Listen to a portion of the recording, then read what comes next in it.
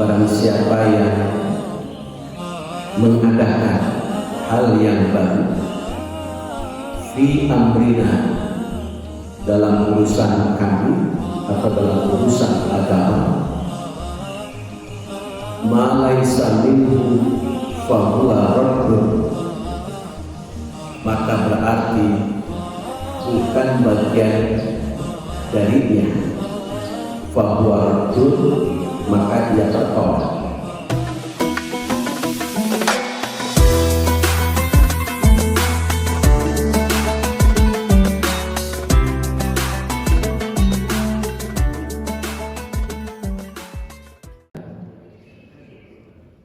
Asyhadu an la ilaha illallah wahdahu la syarika lah wa asyhadu anna Muhammadan abduhu wa rasuluhu la nabiyya ba'dah.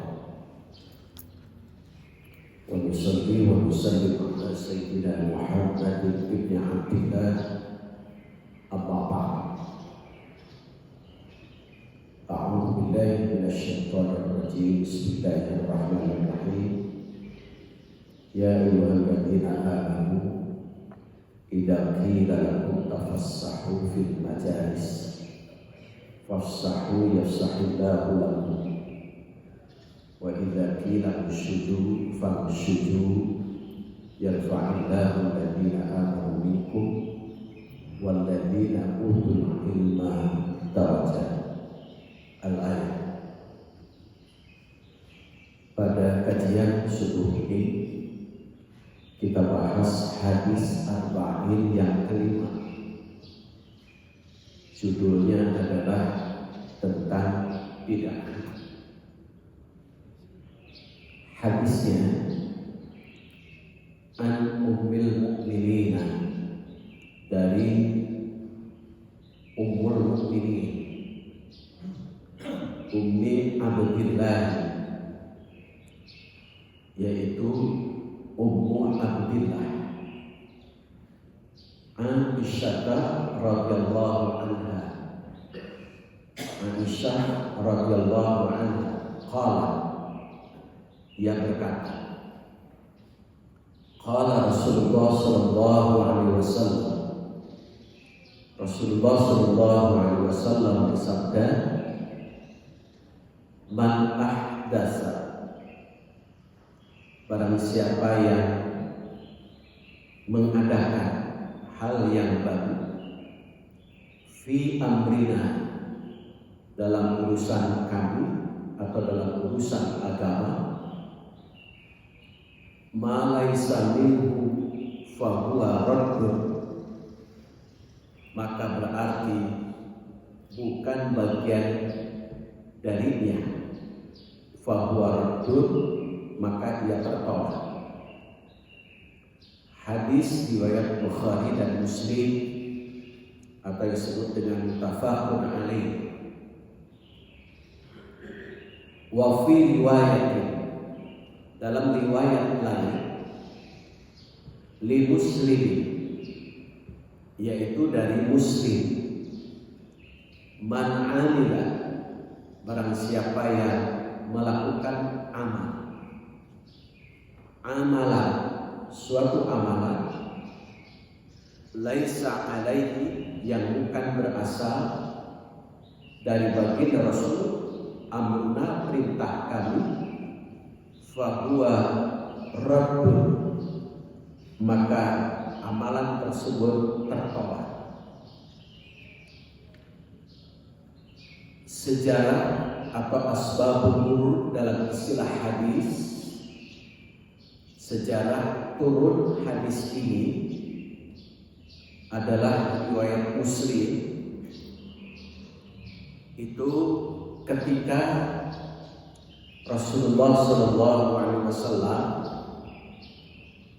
menolak seorang sahabat yang ingin menebus dosanya dengan membayar kifarat berupa 100 ekor abdi yang tidak ada tuntunan. Jadi sejarahnya ada seorang sahabat yang ingin menebus dosanya. supaya dosanya diampuni semua, itu dengan cara membayar kifarat 100 ekor kambing. Maka Rasulullah SAW menolak, karena tidak ada tuntunan dalam Quran maupun contoh Rasulullah SAW bahwa dosa ditebus dengan 100 ekor kambing. Tapi kalau dosa itu adalah ditebusnya dengan tobat. Dalam kitab Riyadhus Shalihin, syarat tobat dosa hubungan dengan Allah itu ada 3. Syarat tobat hubungan dengan sesama manusia itu ada 5. Jadi ditambah 2.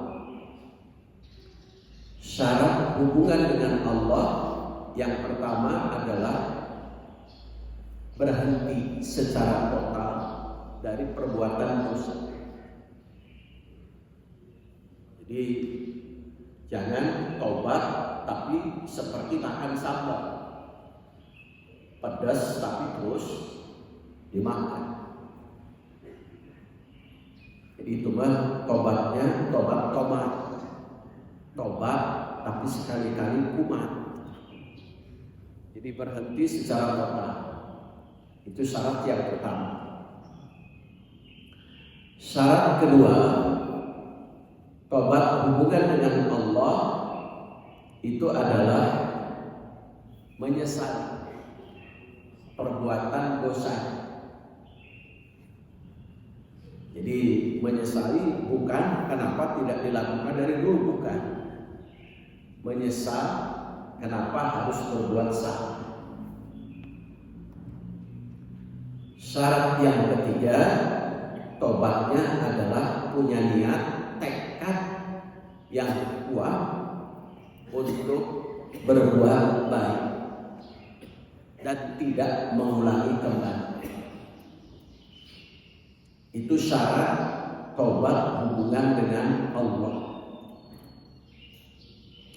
Syarat hubungan dengan manusia yang 3 itu ditambah 2, berarti menjadi 5. Yang keempatnya, jika ada benda, materi, harta atau apapun barangnya, maka harus dikembalikan kepada pemiliknya. Itu tobat hubungan dengan manusia. Jika ada benda, materi atau barang-barang yang lainnya bukan milik kita, apapun bendanya, maka kembalikan kepada pemiliknya.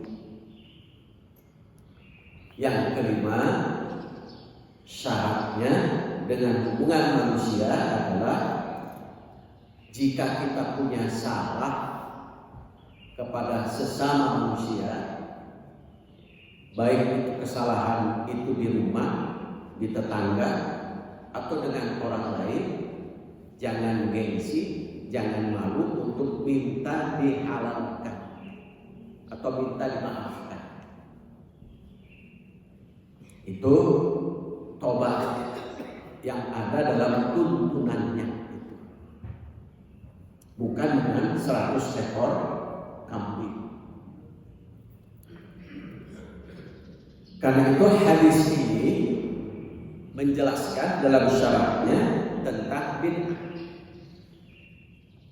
Kita lihat, telusuri makna bid'ah menurut bahasa. Menurut bahasa, bid'ah itu berasal dari bahasa Arab, dari kata bada' yang artinya menciptakan, kemudian mengada-adakan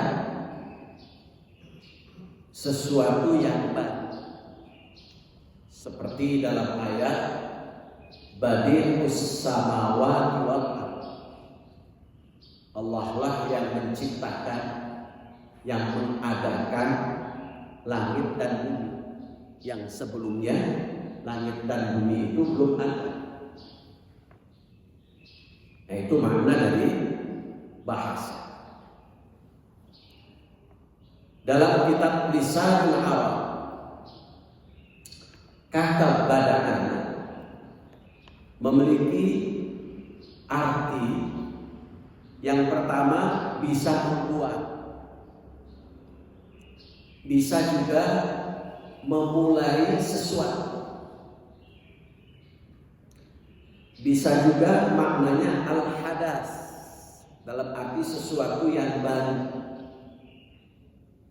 Bisa juga apa-apa yang dibuat dari dalam agama setelah sempurnanya agama itu. Ada juga yang berpendapat bahwa bid'ah adalah segala sesuatu yang baru. Ada juga yang berpendapat bid'ah itu adalah terdapat dua jenis. Yang pertama adalah berupa petunjuk, berarti yang disebut bid'ah hasanah menurut Imam Syafi'i. Kemudian ada juga yang disebut bid'ah sayyi'ah menurut Imam Syafi'i. Sehingga bid'ah itu dibagi menjadi dua. Ada bid'ah hasanah, artinya bid'ah yang baik. Ada bid'ah sayyi'ah, artinya bid'ah yang jelek. Jadi dari hadis kullu bid'atin dhalalah, kullunya itu oleh Imam Syafi'i, kalau dari pendekatan bahasa Arab yang disebut dengan balaghah, kullunya itu ada kullu littabai, artinya sebagian. Ada kullunya kullu jami'. Kullu littabai, tidak semua bid'ah sesat. Tidak semua yang baru itu sesat. Ada hasanah yang baik. Kemudian kullu jami', inilah yang kemudian dimaknakan secara sempit. Setiap bid'ah itu sesat. Jadi sehingga melahirkan makna dua. Ada yang mengartikan luas, ada yang mengartikan sempit. Yang luas, tidak setiap bid'ah adalah sesat, tetapi ada yang hasanah. Contoh yang tidak ada dalil, kalau bapak ibu belajar ilmu fikih, ada tata cara ijtihad itu metodenya, satu dengan istihsan, dua dengan istishab, yang ketiga dengan maslahatul mursalah, yang keempat ada saddud dzari'ah, yang kelima ada urf. Kita lihat istihsan. Contoh istihsan, asal hukum laki-laki maupun perempuan melihat apalagi memegang aurat lawan jenis yang bukan muhrim itu haram. Bapak asal hukumnya haram melihat aurat perempuan yang bukan muhrim. Begitu pula sebaliknya, haram perempuan melihat aurat laki-laki yang bukan muhrim. Tetapi karena ada kemaslahatan seorang dokter sebagai profesinya, maka boleh, karena keselamatan pasien. Seperti dokter kandungan, dokter kelamin, sebagai profesinya, tapi sebagai laki-lakinya dia nggak boleh. sebagai profesinya boleh, itulah cara istihsan. Tidak ada dalilnya haram, tapi menjadi halal karena profesi. Makanya Imam Syafi'i mengartikan bid'ah itu tidak sekeras itu. Jadi ada hasanah, ada yang baik. Nah, kemudian ketika ada dokter profesinya melebihi, nakal, nah itu yang haram. Berlebihan meriksanya haram, maka meriksanya seperlunya, menanganinya sesuai dengan profesi. Bagaimana kalau dokter mata melihat jenis kelamin? Haram, karena bukan ahlinya. Itu. Jadi asal hukumnya halal menjadi halal karena profesi. Itu sebut istihsan dalam bab fikih. Ada sebuah kaidah dari Mahmud Shaltut, seorang ulama besar dari Mesir. Dia mengatakan, idza wajadatil maslahah fa huwa syar'allah. Apabila terdapat kemaslahatan, maka berarti itu sesuai dengan syariat Allah. Jadi itu tidak se-ekstrim memaknakan bid'ah itu semua sesat yang tidak ada dalil. Ada dalil haram, tetapi ada pendekatan lain, istihsan, karena sebab ada maslahat, maka menjadi hal. Ada metode yang kedua disebut dengan istishab. Istishab itu ketika seorang suami pergi lama tanpa ada informasi, maka menurut istishab sebelum ada dalil atau keputusan pengadilan, dia tetap menjadi suami yang sah. Makanya ketika ada seorang suami yang baru nikah, ada yang disebut syirat ta'liq. Saat kita setelah ijab qabul, salah satu klausul syirat ta'liq itu adalah jika suami meninggalkan istri selama 6 bulan berturut-turut. Bang Toyib lah, tanpa ada kabar, mentas laut deh. Itu. Kalau belum ada keputusan dari pengadilan, maka tetap itu dianggap sebagai seorang suami. Itu istishab. Kecuali kalau ada keputusan pengadilan, dengan cara apa? Istri mengajukan tolak khulu, artinya gugat cerai, diketok karena suami melanggar janjinya 6 bulan berturut-turut meninggalkan istri, diketok, maka jatuhlah tolak 1.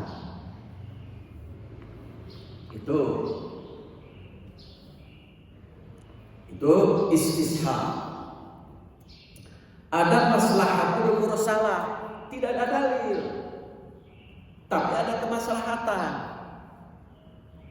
Contohnya apa?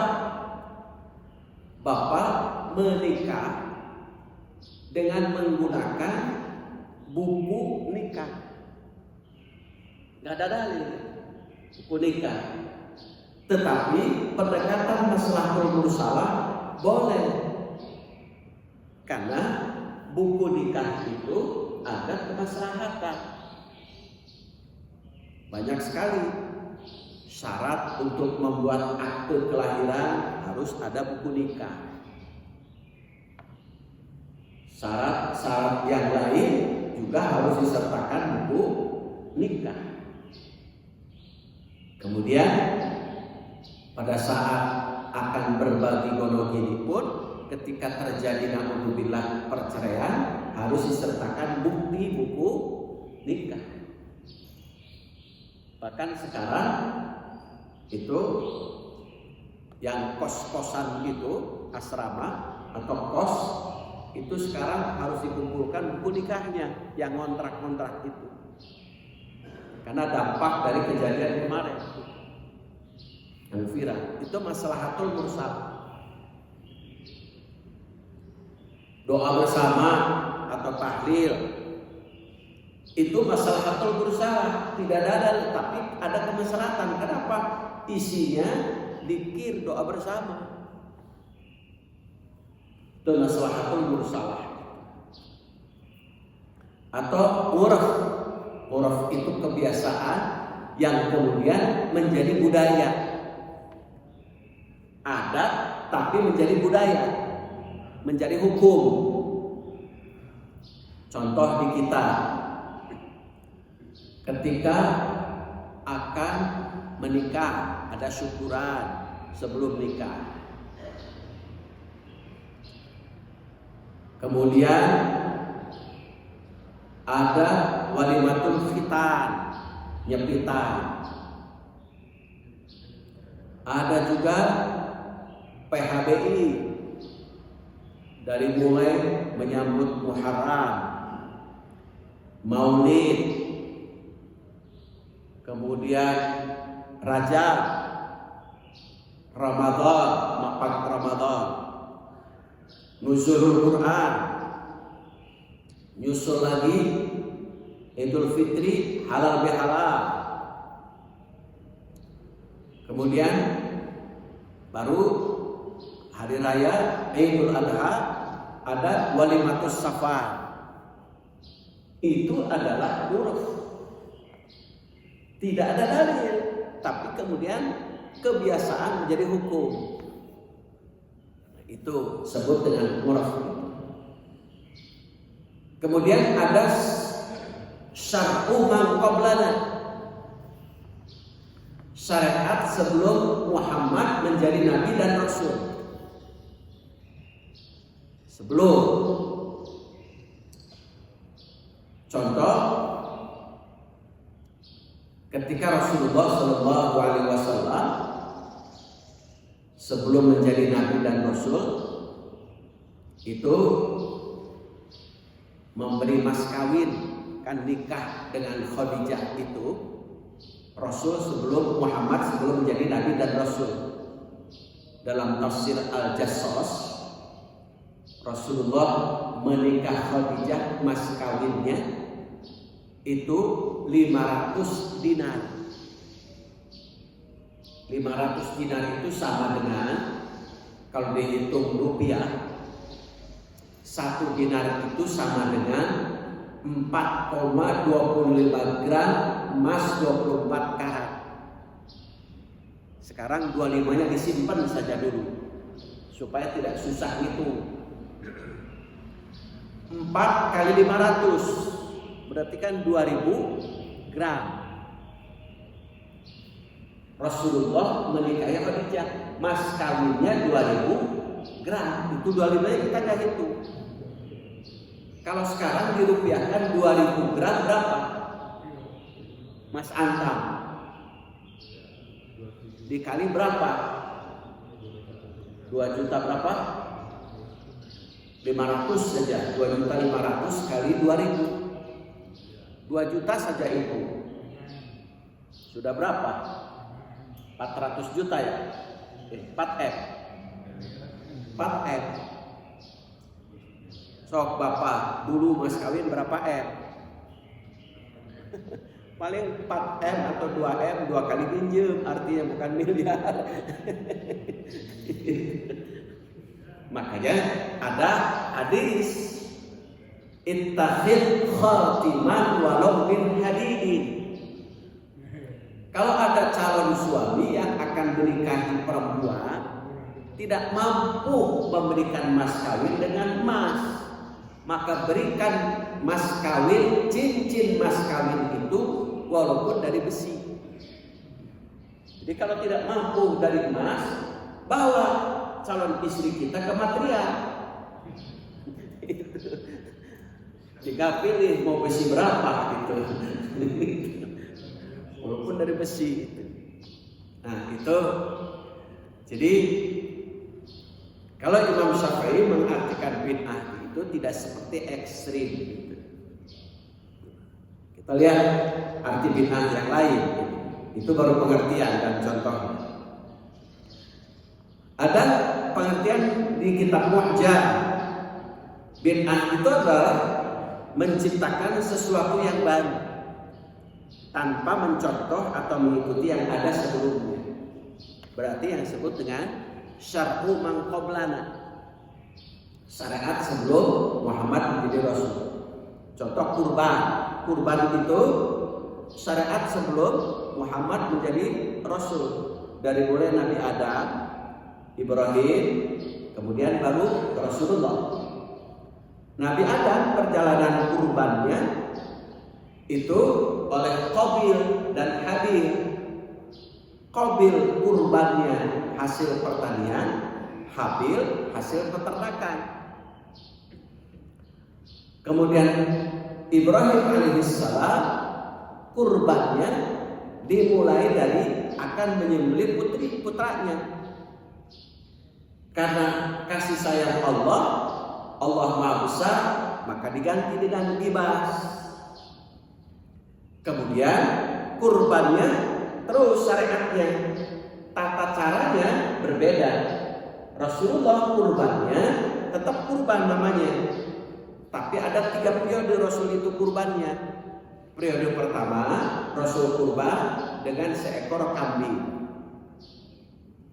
Periode kedua Rasul kurban dengan musyarakah, kerjasama, gotong royong. 1 ekor unta 9 orang, 1 ekor sapi 7 orang. Kesininya periode yang high class, 100 unta Rasul sendiri dengan keluarga. Itu jadi bapak juga ibu bisa kurban tahap pertama kambing, tahap kedua gotong royong, 1 sapi 7 orang. Tahap berikutnya bisa jadi bapak sekeluarga 5 sapi. Itu high class. Jadi tata caranya berbeda. Makanya itulah contoh dari syar'u man qablana.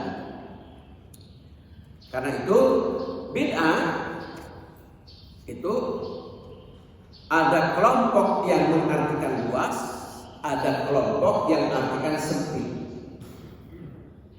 Kelompok yang mengartikan luas artinya segala sesuatu yang baru dalam urusan agama.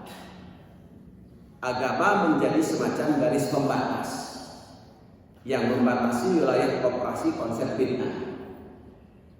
Itu jika sesuatu yang baru itu terjadi di luar urusan agama, maka konsep bid'ah tidak lagi berlaku. Jadi di luar agama. Tapi muncul pertanyaan, satu aspek dari kehidupan manusia yang tidak disentuh oleh agama. Agama itu mengurus seluruh kehidupan manusia secara rinci. Makanya itu kelompok ini dalam memberikan bid'ah secara syar'an membagi bid'ah itu menjadi 2. Ada bid'ah hasanah, ada bid'ah sayyi'ah. Ada bid'ah yang baik, ada bid'ah yang sesat. Jadi tidak semua bid'ah ekstrim, sesat semua, ada yang baik.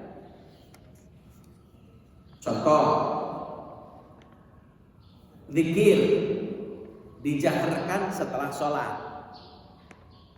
Kalau yang pengertian sempit pasti bid'ah sesat. Padahal yang dikeraskan itu menurut Imam Syafi'i bisa jadi ada unsur pembelajaran untuk jamaah, menuntut tata cara zikir.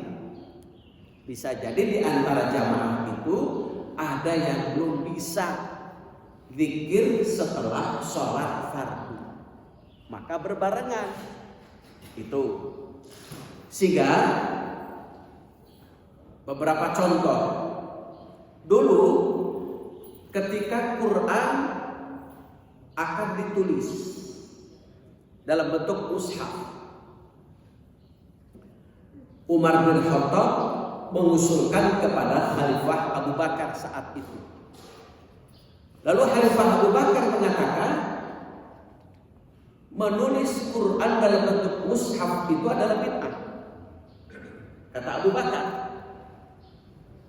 Kemudian terjadilah perang Yamamah antara kaum Murtad dengan kaum Muslim saat itu. Komandan perang kaum Murtad adalah Musailamah Al-Kadzdzab. Sedangkan komandan orang mukmin adalah Umar bin Khattab. Akibat terjadi perang Yamamah, maka banyak yang gugur penghafal Al-Quran. Ada yang mengatakan 70, ada yang mengatakan 700. Setelah perang Yamamah terjadi, Umar bin Khattab mengusulkan kembali, kalau Quran tidak ditulis, khawatir akan hilang seiring dengan para penghafal gugur dalam perang. Maka Abu Bakar yang awalnya mengatakan bid'ah kemudian menyetujuinya. Makanya bid'ah itu ada yang hasanah di situ. Menulis Quran tidak dicontohkan oleh Rasulullah, tetapi dilakukan sehingga mushaf Quran sampai ke kita. Contoh lain, tarawih berjamaah. Rasulullah tarawih itu di rumah. Maka kemudian Umar bin Khattab di zaman Umar ada yang berjamaah. Umar masuk. Baru masuk Umar mengatakan nikmatul bid'ah hadhihi. Alangkah nikmatnya bid'ah ini. Kata Umar, ternyata bid'ah juga ada yang nikmat. Kenapa disebut nikmat? Karena sholat tarawih berjamaah ada semangat, ada silaturahim. Itu yang pertama kali menjadi imam adalah Ubay bin Ka'ab. Saat itu berapa jumlah sholat tarawihnya? Di zaman Umar 23 rakaat. Setiap satu rakaat Ubay bin Ka'ab mengimaminya itu membaca ayat 100 ayat.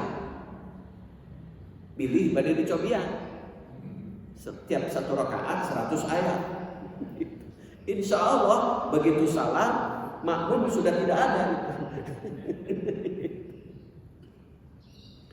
Nah, jadi tarawih itu sehingga di kita kolaborasi tarawih itu jumlah rakaatnya dari Aisyah 11. Tata caranya berjamaah Umar bin Khattab, bacaannya sesuai dengan request. Nah, di kita itu 3 itu kalau di kita itu sumbernya luar biasa. Jumlah rakaat Aisyah, hadisnya, tata caranya berjamaah di zaman Umar bin Khattab, kemudian bacaannya sesuai dengan keinginan bapak dan ibu jamaah. Itu request itu. Makanya Sorkul itu bestseller itu. Nah itu. Jadi kolaborasi itu kita itu. Jadi luar biasa. Itu kelompok yang mengartikan bid'ah itu luas. Nah kelompok yang mengartikan bid'ah itu sempit. Ini kelompok seluruh hal yang baru berkaitan dengan ibadah yang tidak ada contohnya itu adalah bid'ah. Kelompok itu adalah dibagi 2. Ada kelompok Syafi'i, ada kelompok itu ulama Imam Ahmad bin Hanbal. Kalau Imam Syafi'i membagi bid'ah itu menjadi 2, tidak semua bid'ah adalah sesat, tetapi ada yang hasanah. Kelompok Imam Ahmad bin Hanbal itu semua bid'ah adalah sesat. Itu. Jadi karena memang dalam aliran hadis pun itu ada aliran hadis. Contoh, ketika Bapak Ibu menemukan hadis dhaif, maka tidak semua hadis dhaif itu tidak bisa diamalkan, tergantung pada alirannya. Kalau Bapak merujuk dan Ibu merujuk pada Imam Bukhari yang disebut dengan aliran tasyaddud, maka hadis dhaif itu secara mutlak tidak boleh diamalkan. Itu kalau merujuk kepada Imam Bukhari. Tapi kalau merujuk kepada Imam Abu Dawud yang disebut dengan aliran tawasud, hadis dhaif itu secara mutlak boleh diamalkan. Kemudian kalau Bapak merujuk kepada Imam At-Tirmidzi, aliran tasawuf, hadis dhaif itu boleh diamalkan dengan syarat. Satu, dhaifnya tidak terlalu berat. Yang kedua, kita belum menemukan dalil yang bertentangan dengan dalil lain.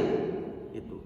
Yang ketiga, ada unsur keutamaan dalam amal yang disebut dengan fadhailul amal. Jadi ketika mensikapi hadis dhaif saja, di kalangan para ulama hadis itu berbeda pendapat. Makanya kita lebih bagus dalam bab akhlak itu tidak mengatakan bid'ah, tetapi masalah ikhtilaful ijtihad. Ini masalah perbedaan pendapat. Itu lebih enak didengarnya. Itu. Kalau bid'ah khawatir ada yang sakit hati. Lebih bagus ikhtilaful ijtihad. Ini masalah perbedaan pendapat. Itu. Kemudian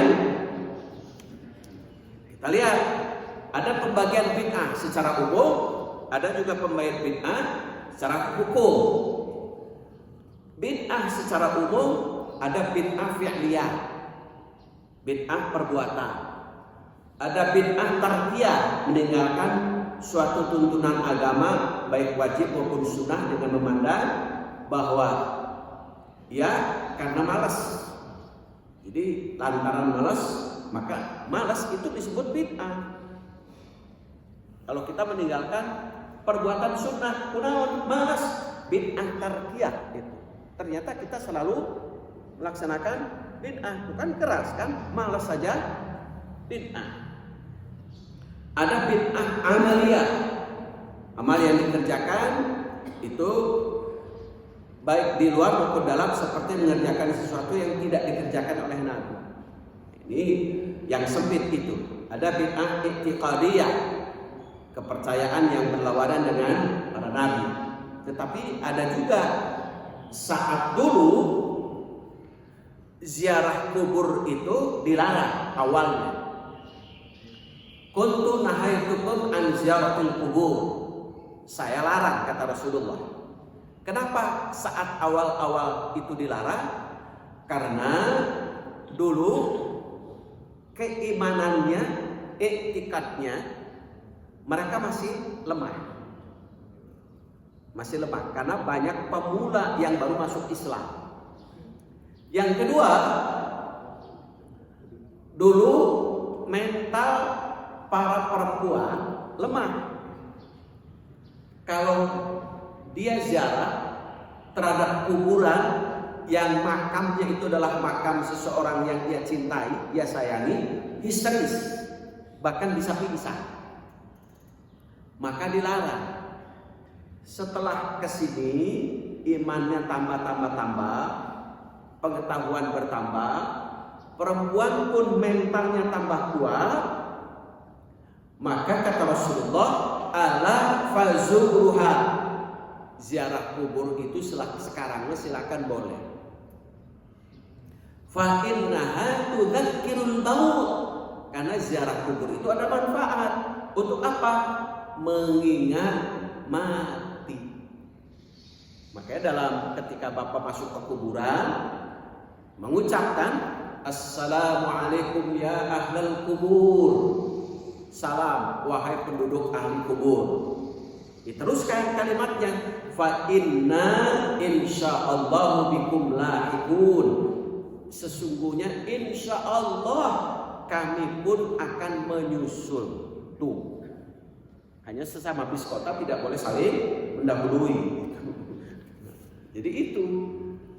Nah, itu dari segi secara umum pembagian bid'ah. Ada dari segi hukum pembagian bid'ah. Satu, ada bid'ah wajibah. Bid'ah itu wajib. Contohnya belajar ilmu nahwu, belajar ilmu bahasa Arab, wajib itu. Dulu nggak ada, sekarang ada. Memperindah cetakan Al-Quran, dulu belum ada. Dan hadis, belajar ilmu kedokteran, biologi, strategi perang, kepemimpinan, wajib itu bid'ahnya. Ada juga bid'ah muharramah, bid'ah yang diharamkan. Contohnya mengikuti aliran-aliran sesat. Kalau aliran sesat tidak boleh untuk diikuti. Itu aliran sesat. Banyak sekali kan aliran sesat itu. Kemudian yang ketiga ada bid'ah mandubah, bid'ah yang dibolehkan jika dipandang baik untuk kemaslahatan umat, meski tidak terdapat zaman Rasulullah. Seperti apa? Membangun pesantren, sekolah, rumah sakit, itu panti asuhan. Dulu sistemnya bukan panti asuhan, tetapi dulu itu sistemnya hadonah. Hadonah itu dibawa ke rumah anak yatim itu, dianggap, dididik, dibimbing seperti halnya anak sendiri. Yang ngasuhnya ibu angkat. Kalau sekarang kan dipantikan hadonahnya, kadang-kadang bapak ibu yang ngasuhnya orang lain, ibu bapak hanya dana saja gitu. Dana. Itu mandubah, boleh gitu. Ada bid'ah makruhah. Contohnya memperindah atau menghiasi itu tempat masjid yang berlebihan. Jadi salah satu contoh, jika menghiasi tempat masjid itu mengganggu kehusyuan, maka bisa jadi itu adalah makruhah, menjadi makruh karena kehusyuan, karena mengganggu kehusyuan. Salah satu contoh, Rasulullah SAW pernah mendapat hadiah baju berbordir, bordiran. Rasulullah sholat mengganggu kehusyuan, kemudian diberikan kembali baju bordiran itu. Ada yang kelima, bid'ah mubahah, bid'ah yang dimubahkan atau boleh, itu seperti berjabat tangan setelah sholat. Itu mubah, boleh itu. Kenapa? Untuk silaturahim itu. Atau membuat hidangan minuman, itu boleh. Seperti ba'da subuh, ada membuat minuman, hidangan. Ba'da Jumat, ada Jumat berkah, itu boleh itu, Jumat berkah. Atau berhias untuk ibadah, untuk suami. Seorang istri berhias untuk suami, bukan untuk arisan, bukan untuk undangan. Kalau suami sisa dari arisan, jangan. Sisa dari undangan. Nah, itu. Untuk suaminya juga mau walaupun sisa dari undangan dan arisan. Karena suaminya baik, qanaah, menerima apa adanya. Itulah hadis yang berkaitan dengan bid'ah. Ternyata kalau kita telusuri, makna bid'ah itu tidak se-ekstrim apa yang dikatakan, dipendapatkan di luar sana. Jadi ada yang hasanah, ada yang sayyi'ah. Tergantung pendekatan kita akan mengartikan secara luas atau secara sempit, dan kita akan mengambil pendapat yang mana. Saya kira itu yang saya sampaikan. Ada yang belum jelas belum? Mangga Bapak Ibu, mangga Pak Haji.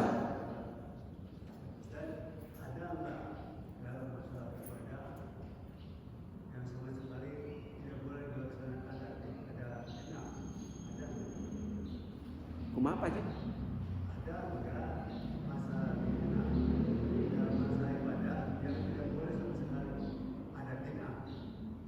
yang sama sekali tidak boleh dilakukan dalam hal ibadah.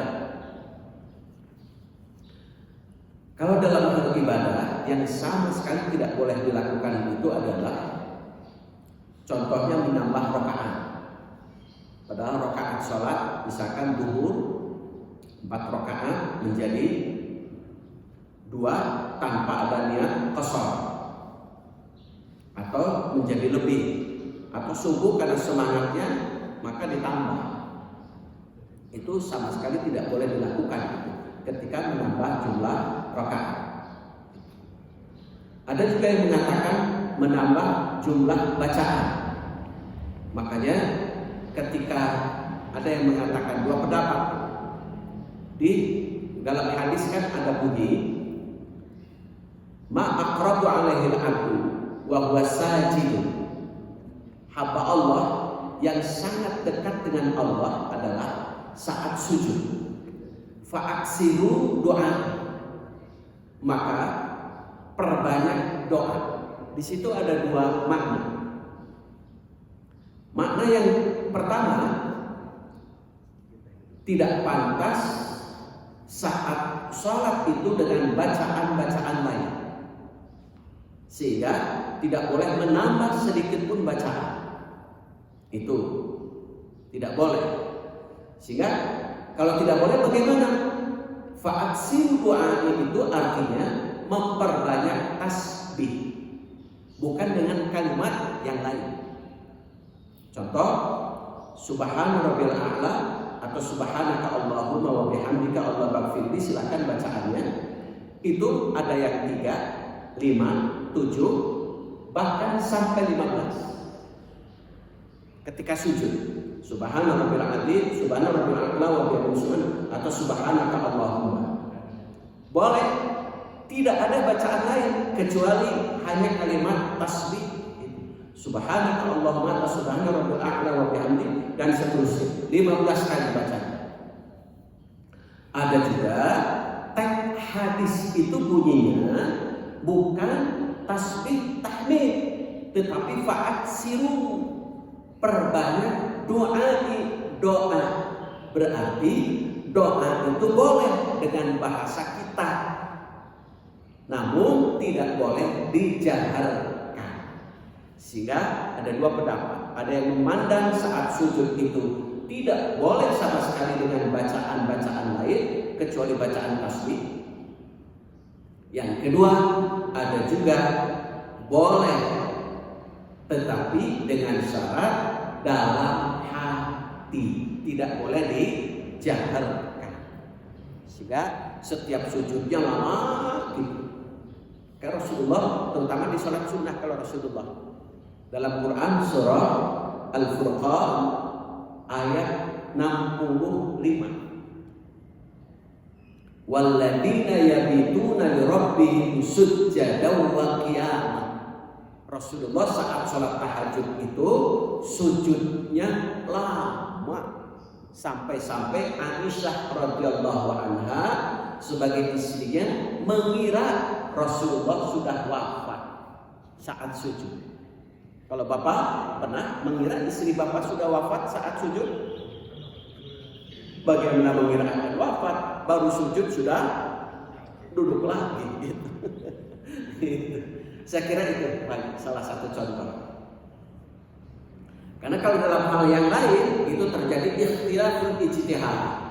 Contoh, ikhtilaful ijtihad, perbedaan pendapat itu. Ketika melafadzkan niat.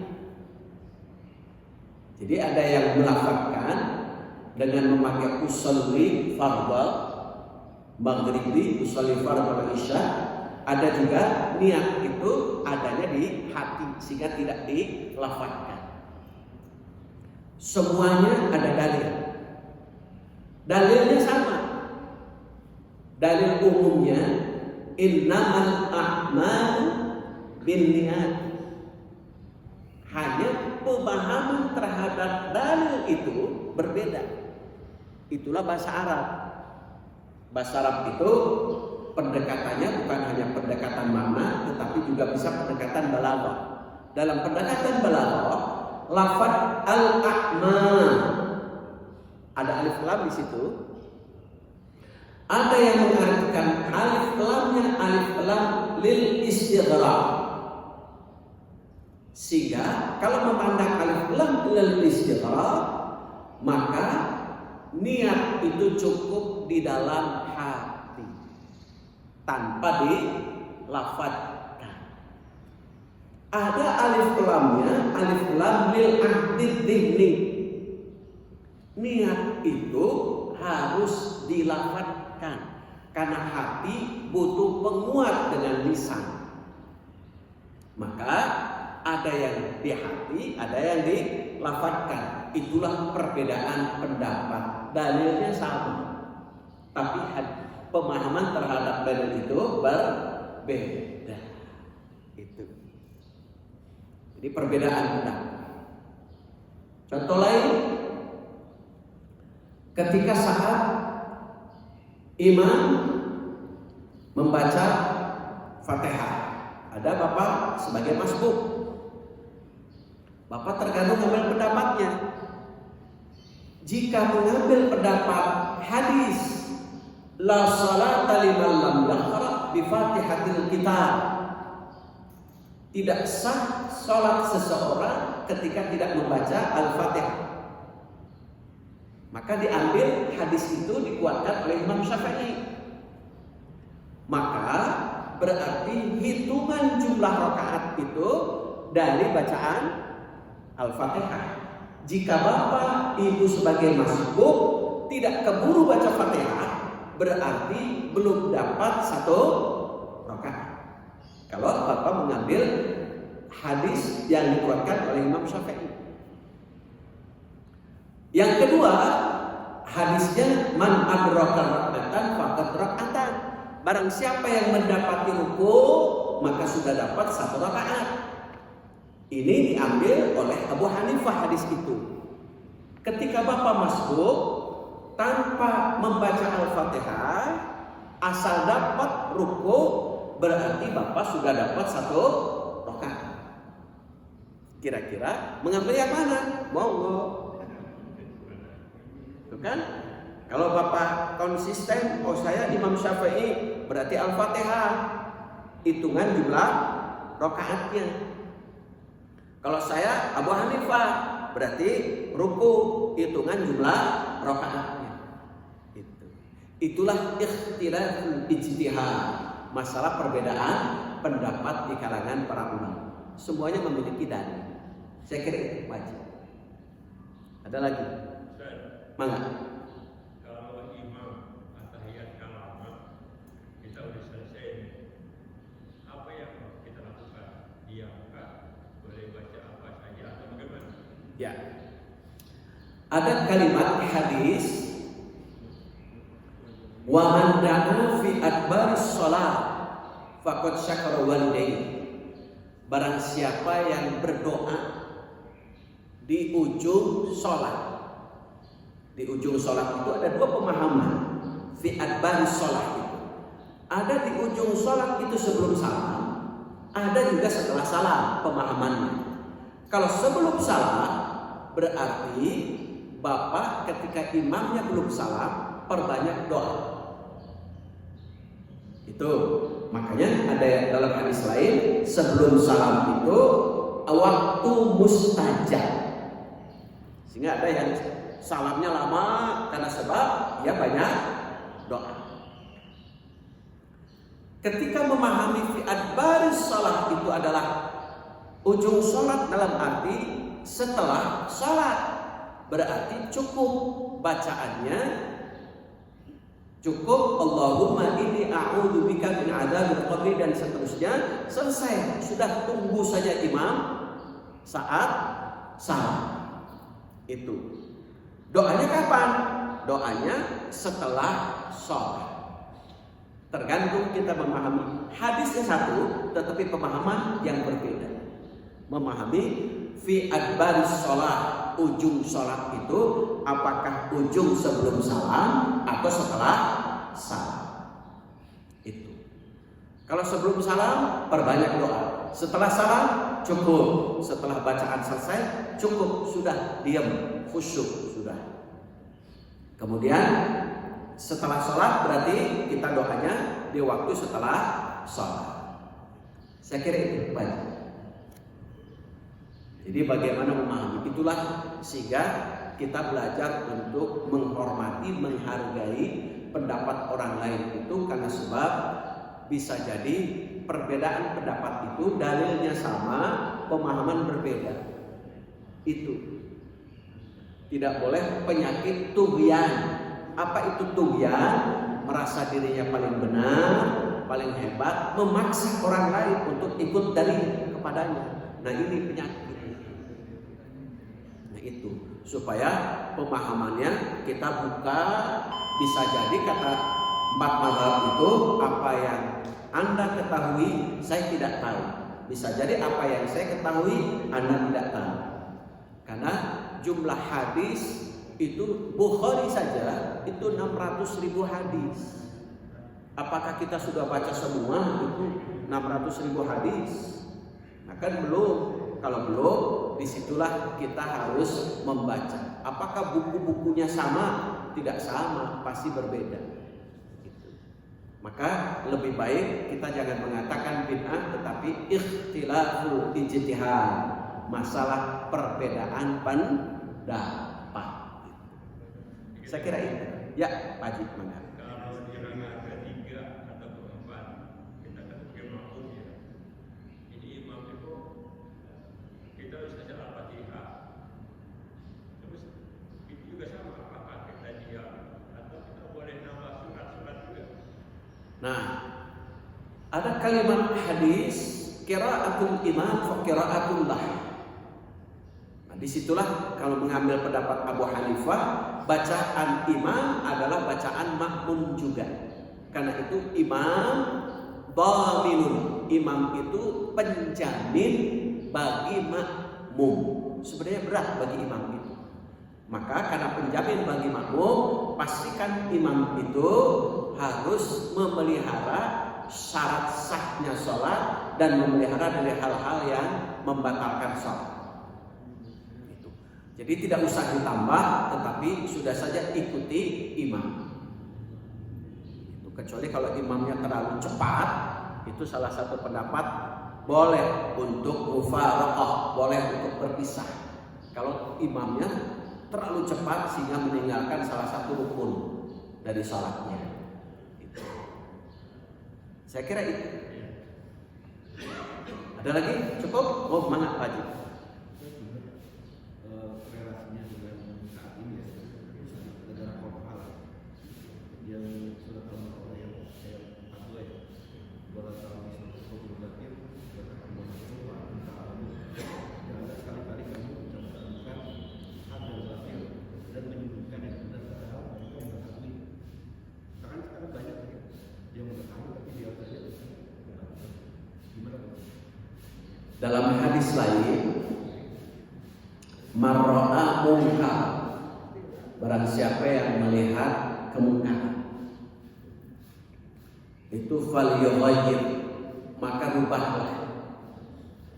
Satu, kalau punya kekuasaan, falyughayyir biyadihi, maka rubahlah dengan kekuasaannya, dengan tangannya. Kalau punya tangannya itu kan bisa telunjuk, bisa tanda tangan, bisa pembuatan kebijakan, itu perubahan. Kalau tidak mampu, fa illam yastati' bilisan, dengan lisan, nasihat berarti.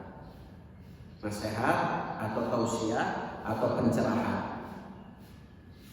Tidak mampu juga, maka fa bi qalbi, cukup kita membenci perbuatan, tidak usah berkata apa-apa, tetapi adhaful iman, itu termasuk kita masih lemah imannya. Jadi bencilah perbuatannya, bukan membenci orangnya. Itu. Jadi ada 3 kategori, ada yang mampu dengan kekuasaan, ada yang mampu dengan lisan, ada yang mampunya hanya sekedar tidak menyukai atau membenci perbuatan yang salahnya. Kita tinggal pilih kelompok yang mana itu kira-kira. Kalau kita punya kekuasaan, silakan berubah dengan kekuasaan. Kalau kita tidak mampu, tidak punya kuasa, berubah dengan nasihat. Kalau tidak mampu juga, ya sudah, merubah diri dengan hati. Minimal kita tidak menyukai, kita tidak ikut campur dengan urusan-urusan yang dianggap salah oleh kita. Tetapi catatan di hadis itu, kelompok yang ketiga itu adalah menunjukkan lemahnya iman. Saya kira itu. Ada lagi? Cukup? Ya, kalau cukup itu saja barangkali yang saya sampaikan pada kajian subuh ini. Mudah-mudahan kita senantiasa sehat, panjang umur, diiringi dengan keberkahan. Itu saja, kita tutup sama-sama dengan membaca doa kifaratul majlis. Subhanaka Allahumma wa bihamdika asyhadu an la ilaha illa anta astaghfiruka wa atubu ilaik. Assalamualaikum warahmatullahi wabarakatuh.